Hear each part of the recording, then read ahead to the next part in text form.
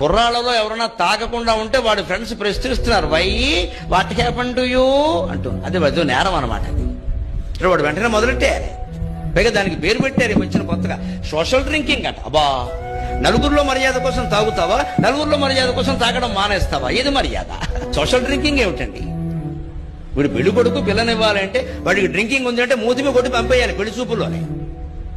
అంతేగాని మా వాడు ఏదో పుచ్చుకుంటాడు కానీ సోషల్ డ్రింకింగ్ ఏంటో మరి పొద్దున సైన్స్ డ్రింకింగ్ అయిపోతుంది ఇక్కడ.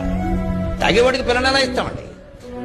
అబ్బే అదంతా మామూలే ఇచ్చేస్తాం, రేపు పొద్దున నాశనం అవుతారు.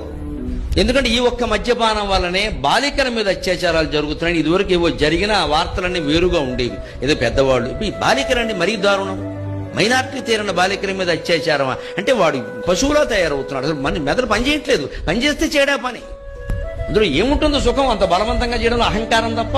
అంటే మద్యం పట్టేసింది బాగా, వాడు ఏం చేస్తున్నాడో తెలియట్లా.